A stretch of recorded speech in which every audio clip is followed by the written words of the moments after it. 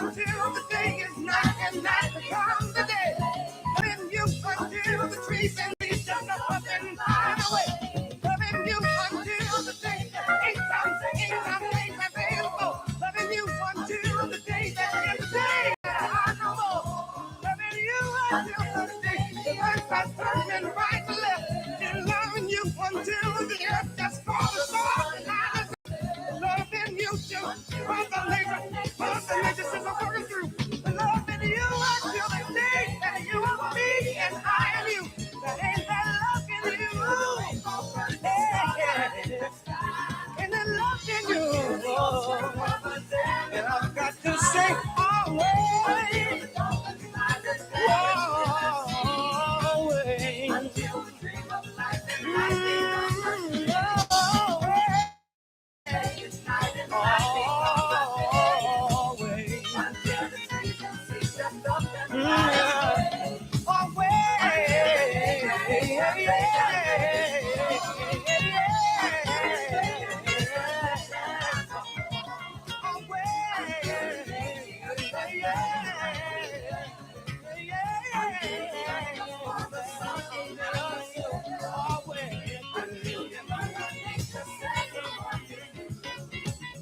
Until the day that you are me and I am you. Until the rainbow finds the star out in the sky. Until the ocean covers every mountain high. Until the open by the savage live us here. Until we dream of life and life becomes a dream. Until the day is night and night becomes a day. Until the trees and seas just up and fly away. Until the day that 8 times 8 have made us born. Until the day that is the day that I know more. Until the day the earth stops turning right to left. Until the earth just falls the sun and I must live. Until your mother nature says the work is through. Until the day that you are me and I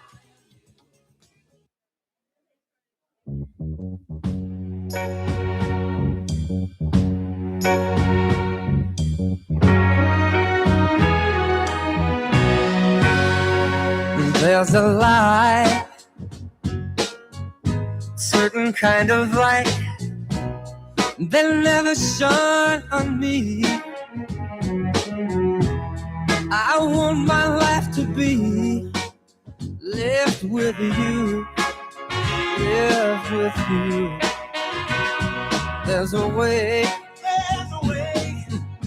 everybody say, to do each and every little thing.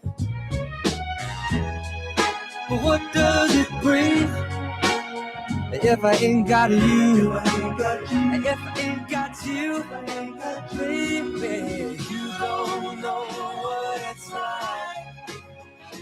Baby, you don't know what it's like to love somebody, to love somebody the way I love you.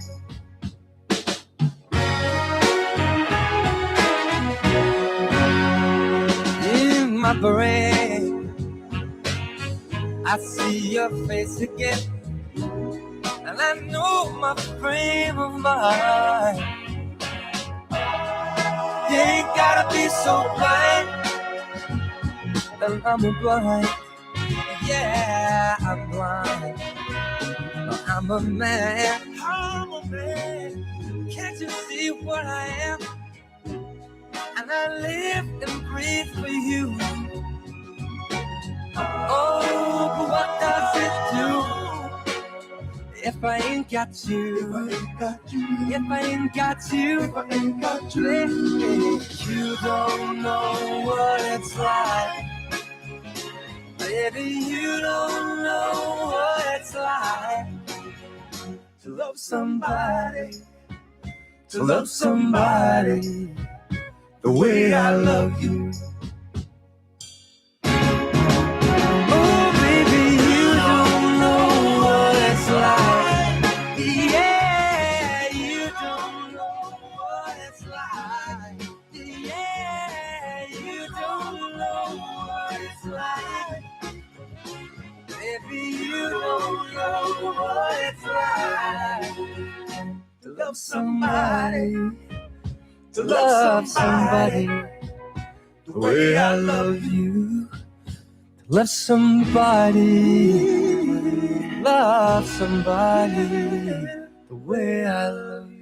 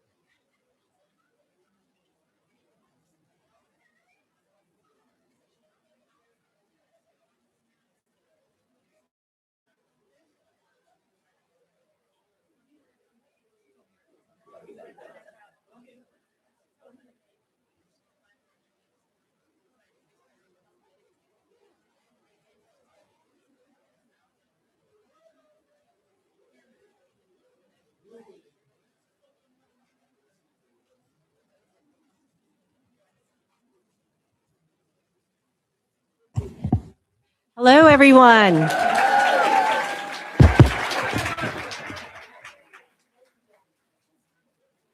Hello, everyone. My name is Chloe Camerata. I am the Program and Events Manager here at Richland Library. We're so excited that you came to this very special event, Meet the Author, Kardea Brown, in conversation with KJ Kearney. I do have a couple housekeeping notes just to let you know about. The restrooms are located just to the left of this room in the back and around the corner. Our friends at All Good Books are selling copies of the books while they last, which is not long. The library's parking lot gates will lock after the conclusion of this event and the book signing. So please move your car out of the lots if you decide to go out. We have a few acknowledgments prior to the start of this event, and please join me in welcoming Floyd Jeffcoat, Culinary Arts Coordinator from our Northeast Teaching Kitchen.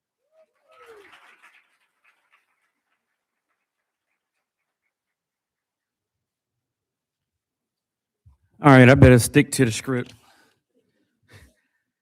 All right, good evening. How y'all doing?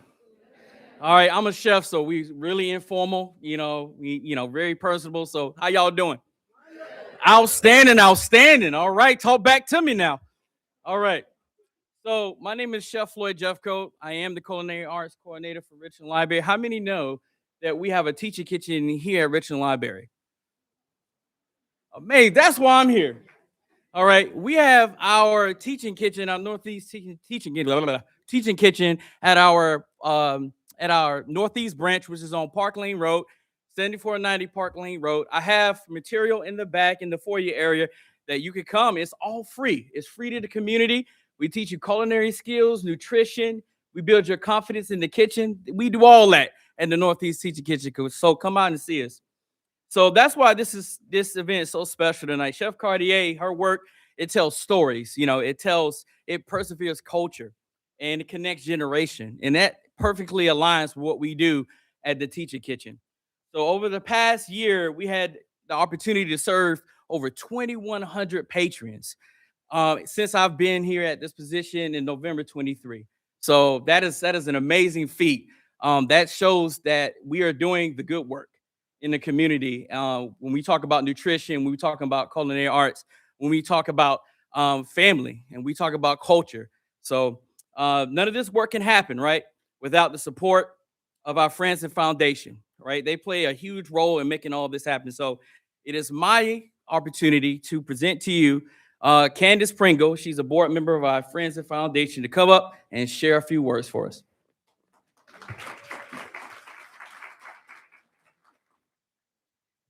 Good evening, everyone. Good evening. My name is Candace Pringle, and I'm honored to serve on the board of the Richland Library Friends and Foundation. On behalf of the board, welcome.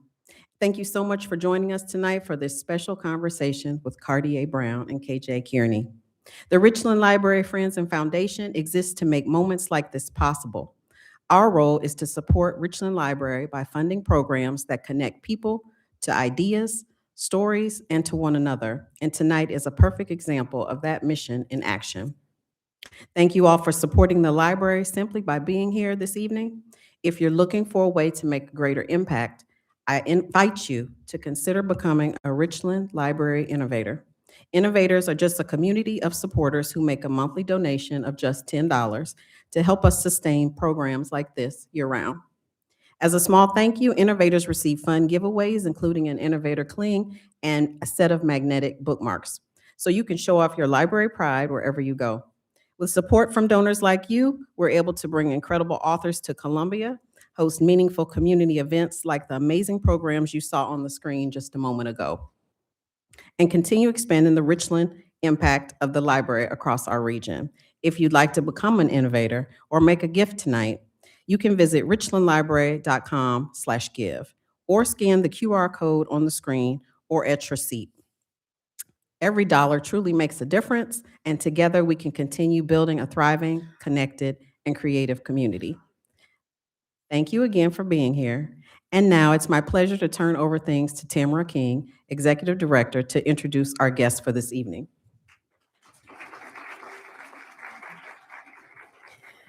Hello, everyone. Thank you so much for being here.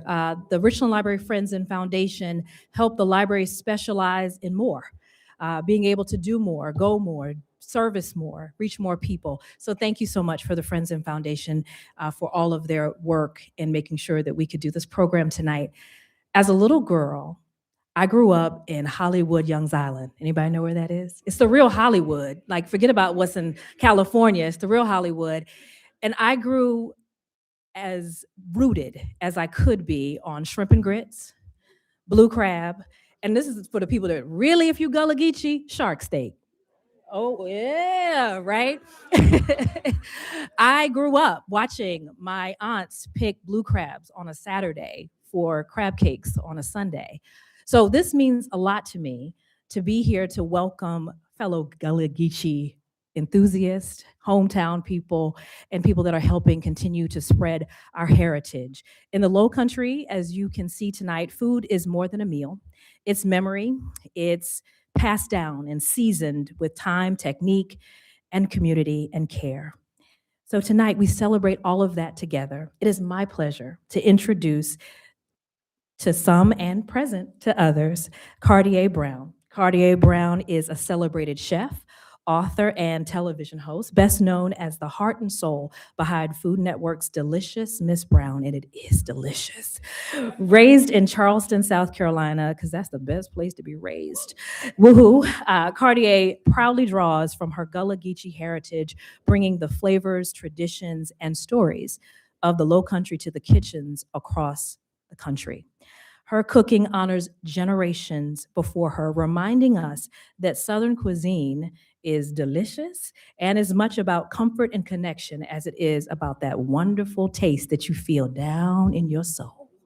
Through her work, Kardea has become not only a culinary voice, but a cultural storyteller, preserving and sharing traditions that deserve to be celebrated.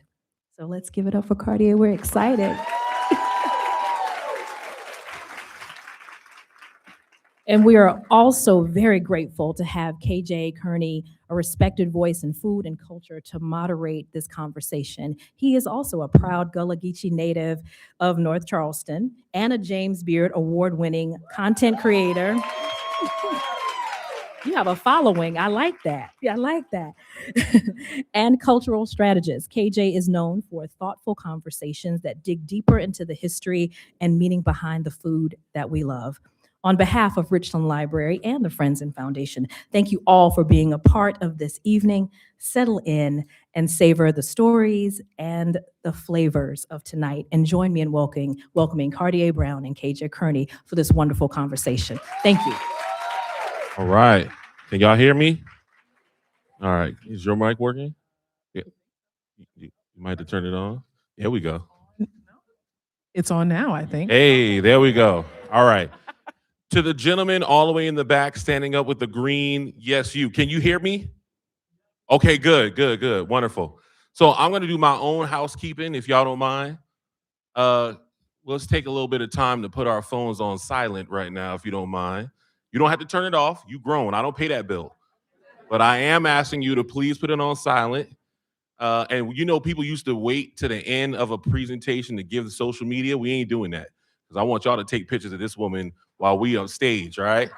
So tell the people right now where they could find you on all the socials. Kardea Brown. Kardea Brown. That on all socials except All Twitter. of them, except Twitter. we don't talk about X. that. We don't do talk about that one. Yeah. Yeah. And mine is at Black Food Fridays. Don't forget the S. It's on Instagram. I'm not on that other thing either. I also have a newsletter called Who Made the Potato Salad? Yes. Yeah, you like that. You like that. Yes, you do. We purchased And that's why they brought me here. Okay, right here. But no, so we've got all that out the way. I'm a former educator, so I like to tell the class what's going to happen before we get into it. Okay, me and Kardea know each other for real. We are not just here because they put us together. So y'all are going to actually see us have an actual conversation. All right. We're going to talk about the book, but I also thought there's not a whole lot of women from Charleston doing what she's doing. So we're going to also talk about her businesses, what she got going on, how you can follow her, how you can support outside of just watching the show, because she has a lot of stuff going on. So we're going to talk a little bit about the book. We're going to talk a little bit about her. And then before we actually get started, how many people are from Charleston in here tonight? Okay. Everybody else is from Columbia? Beaufort. We got some Beaufort. Oh, Beaufort? Who came the furthest? Who's from Georgetown? That is far. Who came further than Georgetown? Seattle? You came from Seattle? Ma'am, I feel like I need to give you $5 or something. God, dog. Jesus. Look, money for the trouble. All right, well, she won. I don't have no prize, but she won. She won. All right, so, all right, first things first. Let's get into the book because everybody has a copy of their book, right? All right, good. Raise my mic. Oh, okay. There you go. All right, so let's just start with simple things, brass tacks. Okay. What was the inspiration behind this book in particular? Well, my publisher, I work with Amistad on the book. This is the second time I've worked with them, and I work with them with The Way Home. My publisher came to me, Mr. Patrick Bass, and he said, all right, so The Way Home was a huge success. And it wasn't even a year before he came to me. He's like, so what's the next book going to be about? And I'm like, Patrick, I don't know. Let me get a moment to just kind of sit in this, and then, we'll figure it out. And I went back and forth. I was like, maybe a children's book, or maybe a book about the holidays. And I just I'm a firm believer. I do not hide my faith. I am a strong believer in God and letting the universe tell you, kind of guide you, right? And so I was sitting there and I was like, all of this is fluff. We've seen this before. We've seen the holiday cookbooks. We've seen, the children's, cook along with me cookbooks, which is fine. I might still do that. But there was something in me that's saying there's something else that you need to do. And there was a conversation I was having, and I don't know if between it was Bryon, my husband, or I was talking to someone, and I said, sure, how I know I always make do with what I got. And I was like, that's it. That's it. And it came to me. I was like, oh, the next book has to be. And this was about 2 years ago that I came up with that title and that subject. Little did I know when the book came out, there would be a government shutdown. Our economy would be turned upside down. Black women were going to be the number one unemployed gender and race. I didn't know any of that stuff was going to happen 2 years ago, but there was something in me and said that light bulb that went off that said, there's going to be a moment where this is going to be needed, which is not even just a moment or a trend. That's how I grew up. We've always made do. My mom was a single parent. I was raised between my mom and my grandmother, and they always my grandmother was a nurse and she did really well for herself, but she's in her heart of hearts, she's a young girl from Waltmalaw, Island. And so back then there was no grocery store on the island. And there was no other way to eat other than making do with whatever was in the house. And the only time that they were able to get any groceries of any of that sort when My great-grandmother would hitch a ride into the city and go to the supermarket to get stuff. But other than that, they ate off the land, they ate out of the sea. And so I'm like, this is what I know. This is not a trend. This is how I grew up. And I don't care how much money I acquire or fame, I am always going to make do. Okay. My grandmother always told me, right.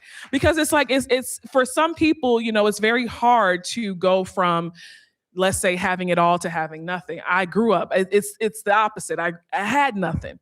So for me, growing into like cooking, even to like now cooking for my husband, is like, well, what we got in that fridge? Well, what's in the pantry? We got some beans. All right, we got some rice. Always got rice. I'm about to say, dog, you gotta have rice. Always got rice. Always got rice and grits. What can I make? Some rice and beans, some peas and rice, or some okra stew. My grandma always say, no matter if they're in season or not, you always keep some frozen okra in the freezer. We always keep shrimp in the freezer because they like to tell you now that they never in season, but I don't believe in that. But there's always things, and I'm always thinking about ways to make do with the things that we already have, because Lord knows they see me a lot at Publix and Harris Teeter, and I'm always, and that's like every time I go in there, they think I'm stealing something. But that's why I just like the convenience of knowing that, hey, I can pull something out of nothing without a thought. First of all, you said a lot of things that I want to get into, but I want to ask you at least one more book question, and then we can talk, right? Okay. Out of all the recipes that you have, okay, I'm gonna tell you the one that I saw where I was like, oh, I can do that. All right. that hot honey drumstick joint. Oh my goodness. I'm gonna make that. Right. And so drumsticks don't get the love that they need and deserve. Everyone's like, oh, I like the wing. I like the breast. I like the thigh. The thigh is the best part, just so we're on the same page. Yes. All right. But you're right. Drumsticks don't get a lot of love. The thigh, listen, I like a good thigh. Like if there's an 8-piece box, I'm going to go for that thighs save lives. Yes, always. I don't know if I'm allowed to say it, but I already did, so. Ask for forgiveness. Yes, so the drumstick never really gets loved. Like it's always like the last piece of chicken left over, and nobody wants the drumstick. Even at the the cookout, there's like nobody wants the drumstick on the grill. The drumstick is so good. It's so juicy if you handle it right. And so that's why I came up with like the fried chicken with the hot honey, and it just takes it up a notch. It's just your simple fried drumstick, and you throw some hot honey on it, and it's like a meal you never had before. So, in my research, for those of you who do not know about Black Food Fridays, I know 99% of y'all are here to see her, and you should be. No, we're here to see you too. All right, but just a little background on me. I do research on Black food ways, Black food culture, that kind of stuff. And so I was doing some research in some old cookbooks that I have, and I noticed, and I don't know if you noticed this, right? This is not a got you question, but I noticed that in some old cookbooks, the recipes were written very visually, right? Yes. Now it feels that everything is very like measurement down to the spot. Is that a choice that you make, or are you just doing it because that's what everybody else is doing? Or would you like to write like, stir this until your arm hurt, like like those yes. That's what it used to be in some of these cookbooks, right? That's exactly how I started off writing recipes. Right. It is the truth. Like if you have like the Charleston receipts or any other like older cookbook, like even like if you've seen any of the Nat Fuller like recipes, it really does go into like visually understanding it, because I grew up like that. No one in my family ever wrote a recipe, never. And so it was like I learned like calling my grandmother, because I wasn't allowed in the kitchen. I wasn't allowed to be mixing up in the kitchen with her. And so I would, watch from afar. But a lot, the way that I learned was like, oh, well, you take a little pinch of that and you put that in there. And when it start bubbling, that's when you turn, or take now this is not, I'm not giving you all this advice, chef, please. This is what my grandmother used to teach me. Like now I use a thermometer to measure like how hot my oil is. Right. Y'all know where I'm going with this. My grandmother would tell me, take a little piece of water and there you go. if it bounced back, right. Yeah. That oil could be at 450 degrees. We don't know. Right. But if it throw that water in it, then you can cause a grease fire. But right. This is a way you learn. So I started off like that. Before I started with Food Network, I did not know how to write your standard recipe format. And so when the first season of Delicious Miss Brown during pre-production, they were like, so we have 13 episodes. What do you want to do? And I'm like, okay, here's a list of things that I want to cook, and we're going to hit the themes. And they were like, okay, so do you have your recipes ready? And I'm like, well, we can talk about it, and I can tell you what I do. They were like, oh no, well, Food Network, there's a standard recipe that every standard format that most chefs go by. And then we also have the Food Network format. It was like they were talking to a brick. I'm like, what? I didn't even, at this point, let me tell you how country I am. I didn't even know how to use a potato peeler. I used to peel my potatoes with a paring knife. That's how country I was. And so they were like, oh no, we're going to have to teach you this way. And so I'm like, okay, so y'all, when I say I started off from the bottom with Food Network in my you'll watch Delicious Miss Brown first season and like, oh, there is a big difference between the first and the 10th season. But yeah, to answer your question, that's how I originally started writing recipes, was just like, well, yeah, when you notice it turn bubbles and you turn it down a little bit and take a pinch of that, taste it, and put, 2 more pinches in if you like. And that's just not the way that most people read recipes this day. It's like, and then even with make do with what you have, I went to my publisher and said, I don't want it to be so like textbook. We're talking about making do. It's not as formulated. And they were like, well, in order for, and then my recipe testers were like, Kardea, what do you mean by this? And I'm like, I'm trying to get out of this, guys. And that's even why when you look at my cookbooks, I got some slack for it. I don't start off my recipes with like an intro.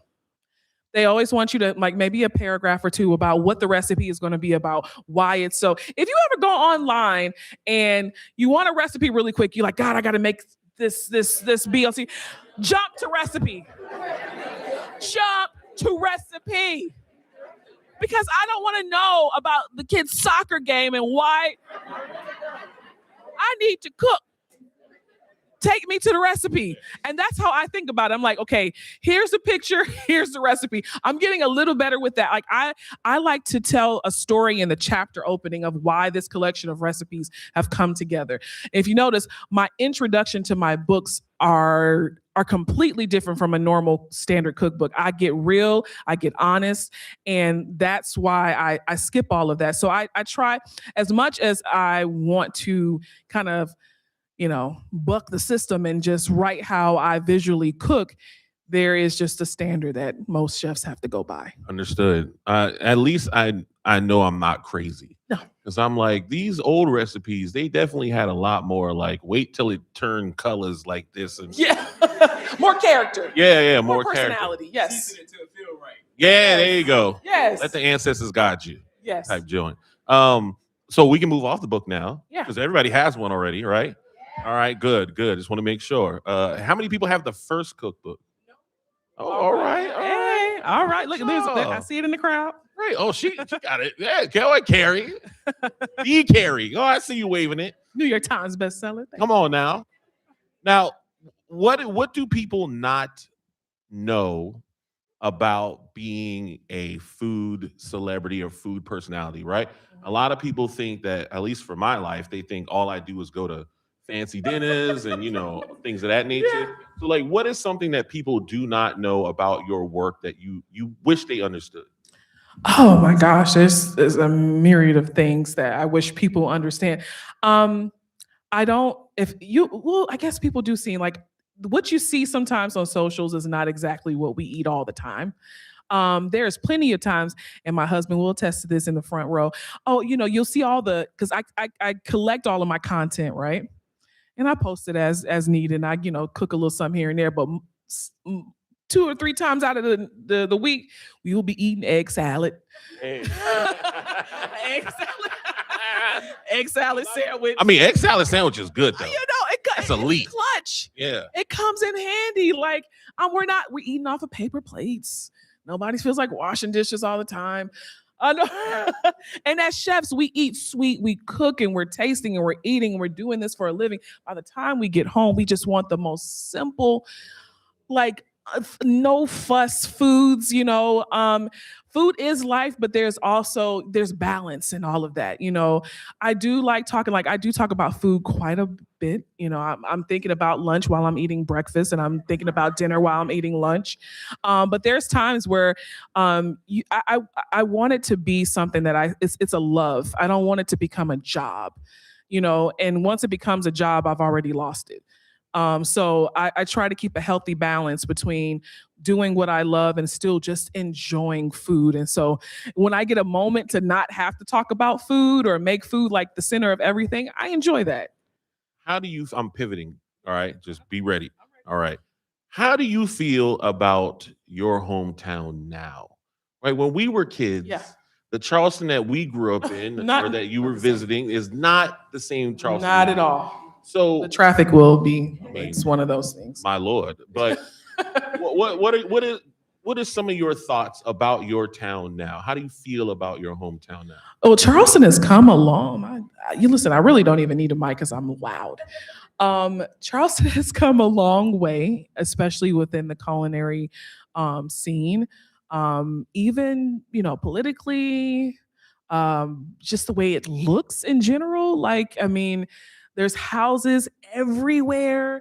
There's people from Philadelphia everywhere. It's just so many different things. But the Charleston that I know growing up was very quiet. And I guess that's also because I grew up in a family where my grandmother didn't really necessarily going out was a treat.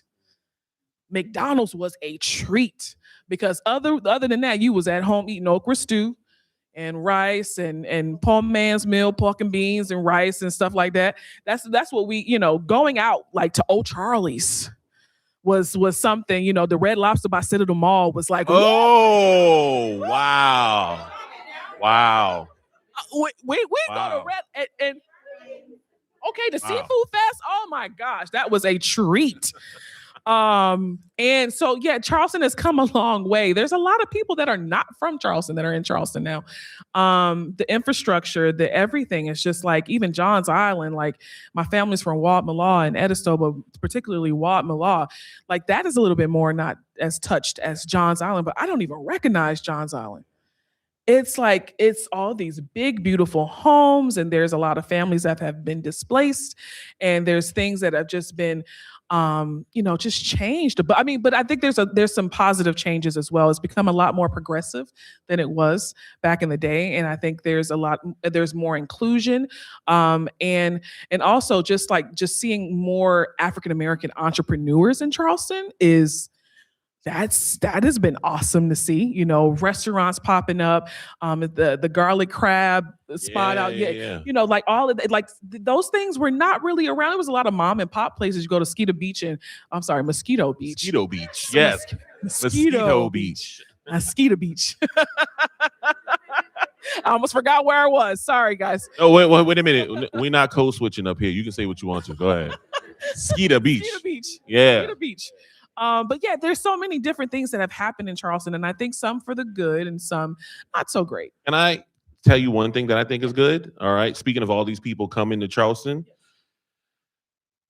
they get to stop at your restaurant. Oh. You know what I mean? That's a big. Have anybody been to Kardea's restaurant in the Charleston International? Okay. So I know y'all got your own airport, but next time you take a trip, yes, just take the trip to Charleston, fly out of Charleston so you can eat at her restaurant. You know what I am thinking about expanding, because everyone always asks me, I get DMs on a daily basis and emails. Why are you in the airport? I had a woman drive all the way from Baltimore to come eat, and TSA was like, not today. And so it is behind TSA, so you gotta have a flight to come in. People are like, well, why the airport? Why not downtown Charleston? First of all, downtown Charleston, who can afford that rent? That square footage is crazy. What? Y'all think I don't have that type of money yet? Oh, I know that's right. I know that. Hey, come on now. Hallelujah. We can pass the plate because So the airport, it was just a really, good, agreement and contract that I could not pass up on. And brick and mortars are so hard. And to maintain a restaurant, they say what a restaurant, a brick and mortar will fail within its first 2 years of opening, and everything that has transpired in the culinary world with the increases of food cost and labor and all the things, and trying to get people to stay at a job after COVID has just been impossible in a lot of places. And so I got this opportunity with the airport. I mean, like, you got to eat somewhere. And, so, and then my restaurant being in there, that's great. And then also just being, in the hometown, it's nothing beats it. But I am definitely going to expand outside of the restaurant when. Outside of the restaurant. Oh yeah, outside of the airport. Oh, okay. I'm about to. Oh yeah, no, I'm sorry. Opening a coffee shop or something? Like what you? Oh, okay. That's a question too, but yeah, we're going to expand outside the airport. Okay, fair enough. Until then, just buy a ticket, fly to Orlando or something, come right back. I don't know, do something, but like. And people do that a lot. What's that? You said people do that? Yes, they do. They buy one. They do a lot of stuff, and I can't say what the things, but I've had people buy tickets and cancel. That don't tell the major airlines. Hold on, Miss King, is this going online? It is. Never mind. Never mind. I don't approve of that. Started putting me on to that. I was like, you did what? I didn't know. Yes. All right. Well. I take it for 8 p.m. Okay. Oh my gosh. So when your restaurant first opened, I travel a lot. I could not get in the first month. That's a beautiful thing. It was just line after line, and I like to get to the airport at the last minute. Oh, you're one of those? No. Well, KJ. first of all, shout out to TSA pre-check. Come on, somebody. But I had to adjust my schedule one day. I was like, look, I got to take the time to go. Uh-huh. It was beautiful, but this is the story I want. I've never told you this. So before it switched over, right, when it was still old Jack boy, Nicholas. yeah. Oh, we can say his name, Jack Nicholas. Uh-huh. I went to the restaurant, right, Mhm. and the Black people there were so excited because they knew it was coming, and they were like, "Hey, KJ." First of all, I didn't know they knew me. So, we were not friends. I just want to be clear. These are random people in the airport stopping me, and they're like, You know Kardea about to open a restaurant in it? I did, yes. I said, yeah, are you supposed to be talking about this though? And they're like, yeah, you gonna come when it open? I said, absolutely, I'm gonna be there. So to see the excitement even before it started construction, Yes, was amazing. And then when it opened and there was just line after line after line, what that tells me is that you are walking in your purpose. Oh, right? Thank you. Because Thank you, go ahead, clap for that, please. And so whenever you expand and however you expand, I'm expecting, we're gonna claiming. Oh, ma'am, get out my pocket, ma'am. I'm trying to. You're rushing me. We gonna get to that. You know what? We're gonna do it now. What I was gonna say is, Chef. What I was gonna say is that we look forward to the expansion, right? Which was going to segue me into saying, until the extension comes and you're in other places, there are ways that people can try your cuisine, even if they're not at the airport, like Walmart. So let's talk about the Walmart situation, because maybe everybody doesn't know about that. Can you talk about that? Okay, so the Walmart situation is actually phased out. Oh. So I was in Walmart for 2.5 years, which was contractually what I did. I did not renew with Walmart. Fair. But just, there's other things coming up. But yes, I was in Walmart for about 2.5 years with my frozen meals, Delicious Eats. And I had chicken pot pie, and I had the pasta, the collard green pasta. We had the country chicken and rice. It was a plethora of things. And so with that, also too, I knew what the frozen foods, it reached the masses because of course it was in Walmart nationwide. I think it was like in every single Walmart available. But with that, I knew that I wanted to expand more and have the opportunity. And Walmart started slashing prices. They like to roll back. That's what they do, though. That's like getting mad at a dog for barking. Like that's what they do. And so Walmart, with that, I believe in quality. And it got to the point now where Walmart was like, hey, we want to put the meal up because like $5.99. Some people were complaining like $5.99 is expensive in Walmart for frozen foods, which I completely understand, and then so they were like rolling back prices. And then the distributor, and then there were some people who thought I was actually making the frozen meals myself. Oh, wow. Okay. And they're like, Cardi, did you know I only had 3 pieces of chicken in my... I didn't know. I'm so sorry. That's funny. I was like, I had no clue. I'm not at the factory. I'm so sorry. And so when quality became an issue too, because that it happens with mass production, I was like, you know what, let me if I can't really, because I have a type A personality and I gotta have my hand in a lot of things. And if I can't make sure that, something is not coming out the way that I would serve it, then I need to step away from it. So that's fair. Okay. Yes. So now I got a new question. You're not gonna know this one. All right. So when we were in the green room talking, I was explaining to your husband that I came to your last ever supper club, right? So when you talk about and mind y'all, I did not, this was like 10 years ago. Yeah. So I wasn't in the food space. You were in the food space, but you weren't where you are today. I just knew that you was about to blow up. And I told you that I was spending my last bit of money because that ticket was not cheap, y'all. I'm not gonna lie, it wasn't cheap, and it shouldn't be. Hallelujah. All right, man. Right? It shouldn't be. But I knew then, 10 years ago, that something was gonna happen. I just wanted to be in a small part of that. And I appreciate you for not forgetting me. Right? Yeah. But I want to know, for those people who are aspiring to be a food personality or make a living in food, right? Yeah. What are some things that you wish somebody told you before you went on your journey? Because I know your journey is not typical. It's not typical at all. Social work, supper clubs, competitions, right? But selling pimento cheese out the trunk of my car. Which, can I be honest with you? That's wild. Yes. Pimento cheese out the trunk, dog? I sure did. You did it? In the Bilo parking lot. That's why I went to your supper club. I'm not buying that out the trunk, bro. No. It was in a cooler. Oh, okay. My bad. All right. Yeah, okay. I had a cooler. I was hustling. You were. Any way to get my name out there and sharpen my skills. But, there's so many things that, in hindsight or the people that I wish, I wish someone would have told me coming in, of course I knew it wasn't going to be easy. That you're going to have to, I wish someone told me that even though when you start becoming somewhat popular, you'll have people coming from you everywhere, like the agents and the managers and the publicists and all of this. And you think, okay, because I'm somewhat famous or I have a television show, I need all of these things to kind of be that person. You do not. If you have a solid group of friends or a solid team or something that you kind of stay with the people that really, really saw you through. Okay.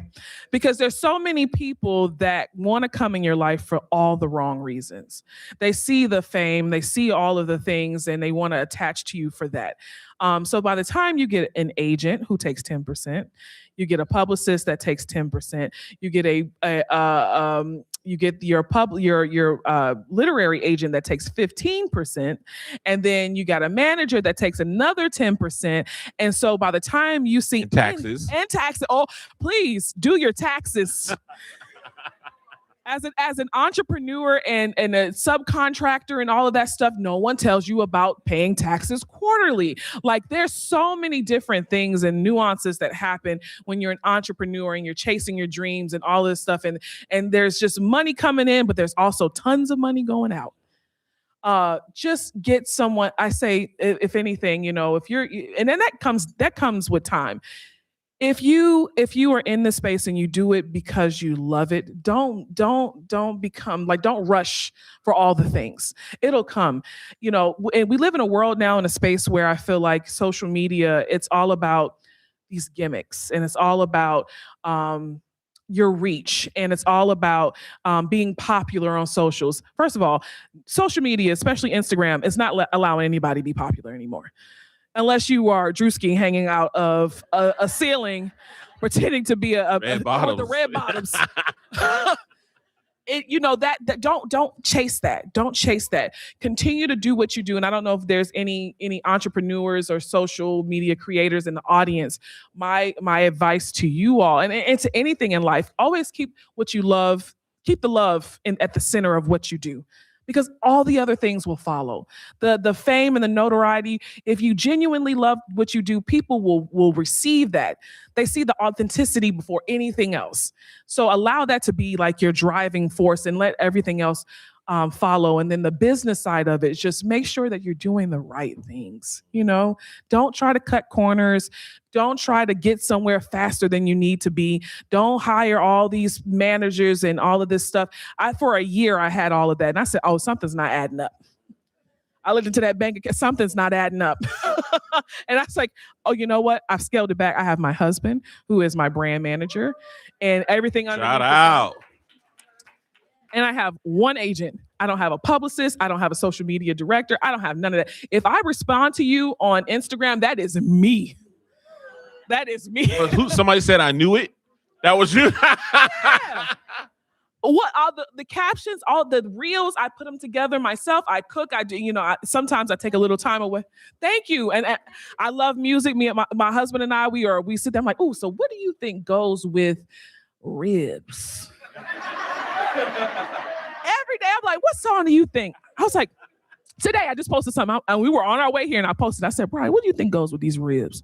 He's like, I don't know. I was like, what's that song you like? I like them girl and them cowboy. Hey, down in the country. Yeah, see, that's what I do. There we go. But yeah, I hope I answered your question. You did. Don't rush the finish line. It'll come. Trust the process. Always. Yes. How hard is it to trust the process, though? Oh my gosh. And that depends on your faith. Oh, come on, somebody.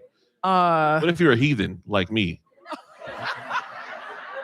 I would advise you to go on down to the church. Okay, all right. Yeah. Really, when you say trust the process, it is beyond just like, okay, well, it goes beyond like you wanting to be an entrepreneur or anything. I'm talking about in everyday life. We are sitting here today, right? So there's been times you have gone through not knowing how your bills are going to be paid, how the lights are going to stay on, how you're going to get food on the table. If you've made it through that, and if God, I don't know if you believe in God, but if God has gotten you here, how can he not get you to the next point? Like, what if he did it then, why couldn't he do it now? Right. I mean, seriously, if he did it before, he'll do it again. And so when I take that with everything that whatever it is in life that you're pursuing, if you've gotten there's a time where you pray for today. You've prayed for today. Today you're living in an answered prayer. So if there's something that's on your heart that you really want, why could he not do it? Why could he not? Nothing, and especially when it comes to dreams and aspiration, there is nothing too lofty or too crazy that you cannot pursue. Like, it's the most successful people are the craziest. I mean, that's real. Yeah. Crazy. You got to be out your mind. When I told people that I wanted to be a Food Network television star, I was like, I didn't know how I was going to do it. My grandmother, God bless her, I'm going to see her tomorrow afternoon. I got to go drop off a plate. She was like, now, you can't be doing all of that. You just, I said, Grandma, I'm going to quit my job. No, why would you do that? What's wrong with you? She called my mom. No, what's wrong with her? I said, Grandma, that's not. I was like, you know what? I might be crazy, but I'm crazy enough to bet on myself. Because if you're not going to bet on me and no one else is going to bet on me, my grandmother also got, to her defense, she came from a generation where you go get an education, you work until you're 65, and then you enjoy life. Grandma, you know, the millennials, we think a little different. A little bit, little TT. Different. You know, it's like, yes, you get an education. That's fine. There's nothing wrong with that. But I am not going to wait till someone else tells me to enjoy life. I am going to do it now because I know I don't get a do-over. I get this life once. And I'm going to do absolutely everything that I want to do because there's going to be a time, and I pray that I'm older and I get to an age where I can sit back and say, I did everything I wanted to do. So, yes. No. She said, say it again. Say that part again. I don't live life with regrets. I don't. Like, if I want to go take that trip somewhere, and if it's in my means and all the bills are paid, that's what, make sure that's done first. All my responsibilities are taken care of if I want, and that's also being the luxury of being child free for now. But if we want to get up and go somewhere, we're gonna do that. Oh yeah. I felt that. I felt that, brother. Did you feel that? I felt that. Speaking into existence. Hey, come on, somebody. You know, expanding the family is a part of that too. But you know, like, just I don't live. If I want to go and you know, get something that I want for myself, I'm going to do that, you know, and it's because I've worked hard for it, and I'm not going to let anyone else make me feel bad for living my life for me.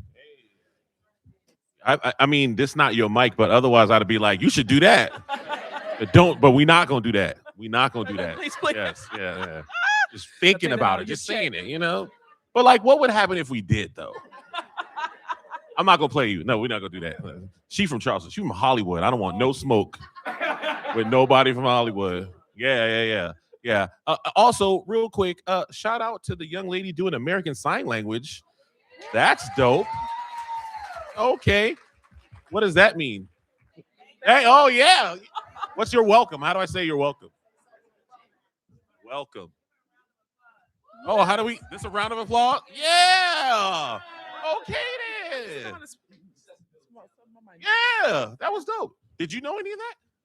Yes, I did American Sign Language too. Yeah, I know how to spell my name. R-D-E-A. Yeah. Okay. K. Is this K? Yeah. K. A, J. J. Oh. Yeah, I know how to spell my name too. That's it. 2 letters. All right, wait a minute. We don't have that much time. I have like 80 million questions that I want to ask you, but I want. Well, we could sit here all day. You know what? But I want you to. We already talked about your restaurant, right? Mm-hmm. We gave you proper praise. Are there other restaurants? Because today is. It's a restaurant week. Yeah, I mean, yeah. No, screw that. Black Food Fridays. Them people ain't paying me. I'm not shouting out somebody else. Restaurant week. Black Food Fridays. Yes. Are there, because you and your husband go to a lot of places. We do. Are there any Black-owned restaurants that you want to give a shout out to that maybe you enjoy? It doesn't have to be local, anywhere. Of course. Oh my gosh. Ooh. Yeah. Some of my favorites. Hold on, wait. Before you, I'm gonna give you more time to think. Okay. So, for my non-melanated brothers and sisters, okay, when you see a Black person do this, when they think about food, she pulling from the recesses of her mind to find that. Yes. You gotta jog the memory. That's okay. it. All right. So the first thing that comes to mind, because I'm actually going to try to recreate their recipe because I can't get down to their until Mardi Gras, but Loretta's. Loretta's has this crab stuffed beignet.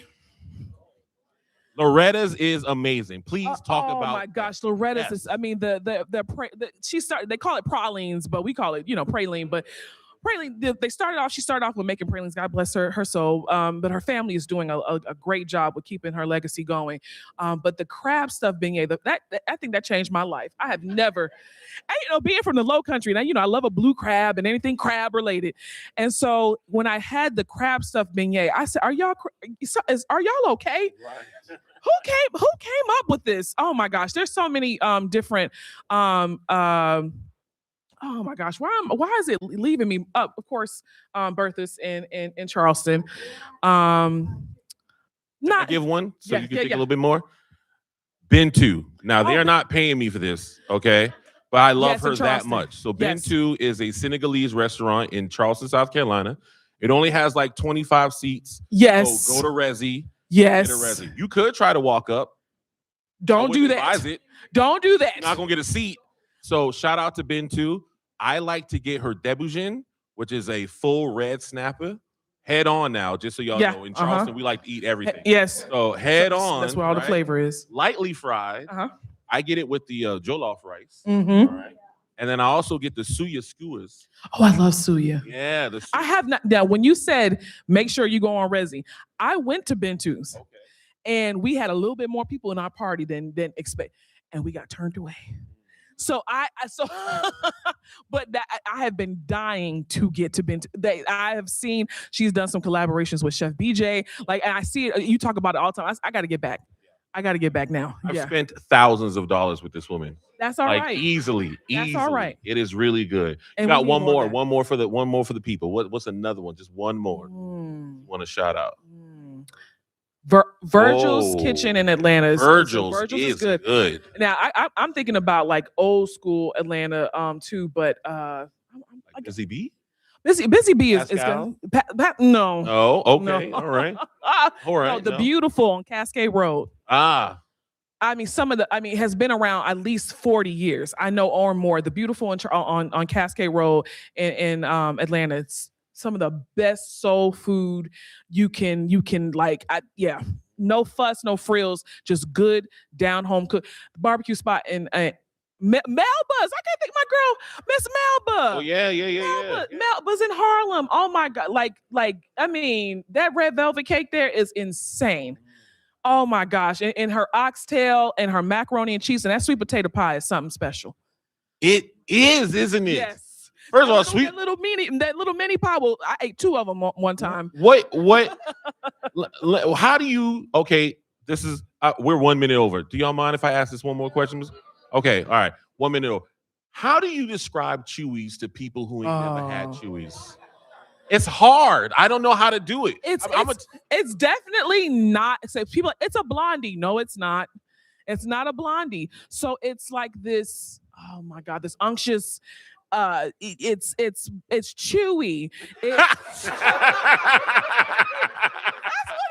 it is. It is. It's chewy. Like it got to stick to the roof of your mouth, and it's covered in. It's like you get your like your caramel and your brown sugar notes, and now it depends on who house you get it from. It could be covered. I mean, like swimming in powdered sugar. Right. All right.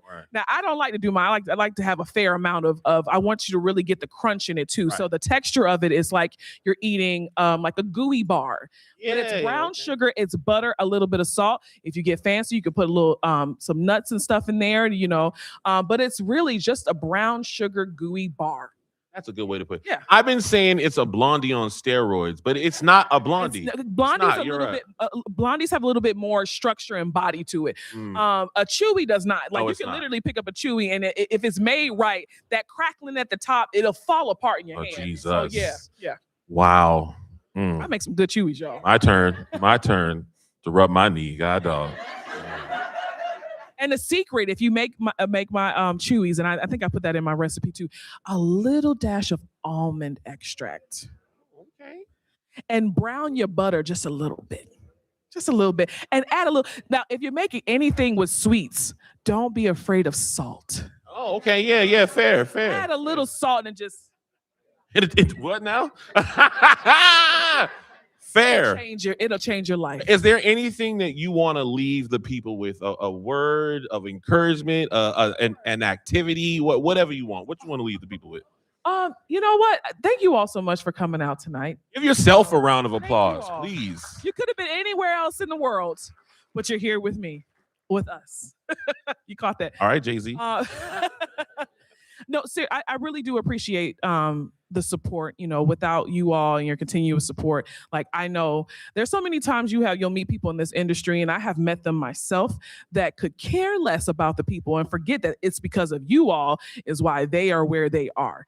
And so I wanted to tell you all that I truly appreciate the support. Some of y'all have been rocking with me, like KJ, since my supper club days. And before I even did Delicious Miss Brown with Nancy Fuller, Farmhouse Rules, and my one-off shows here and there, on Food Network. So to see where I've come this far, and I know that I would have not gotten this far without you all. So I really, really do, from the bottom of my heart, appreciate the support with the cookbooks, the shows, and all of that. I really do, believe that you all are my cousins. There's a reason why I call you cousins, because we are more, we're together more than we are separated. Don't let the world tell you anything different. There is only one race, and it's the human race. We are all a family. No matter what your preferences, politics, religion, whatever, we are one body of people. And so I really do appreciate you all being an extension of my family.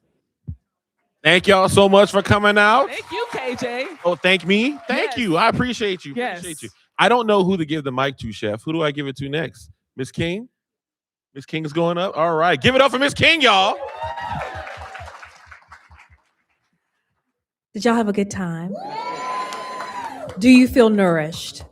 Good. We've done our job. Kardea, and they're going to be out in the front signing books. You have a question? Me? To them? He has a question. Can we do that? So maybe what you have. This is for my mama who probably will be listening. Okay. Oh. Spaghetti and leftovers. What's the time limit? It's a worthy question.